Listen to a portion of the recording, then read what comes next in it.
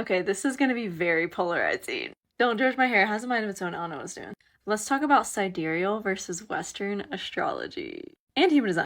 This is probably one of the most common questions I'm asked. What do you think is sidereal astrology? Now, don't get me wrong, I, among a lot of people, freaked out when I first learned about this. I'm a Taurus sun, and when I saw that I could be an Aries, nothing against Aries, but like to go from a Taurus to an Aries, like no, my whole ego and sense of self was like, I couldn't handle it. So I tabled the whole topic for a long time until astrology became more and more my career. And I started to form more of an opinion around this and do more research. And what I have learned is that tropical Western astrology was created for a reason. Now, for those of you saying that sidereal is the most accurate, it's the most real because it's where the planets are in the sky right now, it's like what the Indians practice, the Vedic Indians, not the non-PC term for Native Americans, talking about actual Vedic India, which by the way is false. I have a whole video on this. Astrology did not originate in India with Vedic astrology.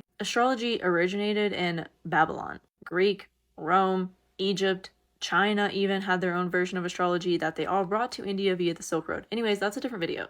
Let's get back to sidereal. So yes, sidereal, there's many different ways to calculate sidereal, which is confusing in and of itself. Like, astrology does not need to be more confusing. Like, let's get it straight.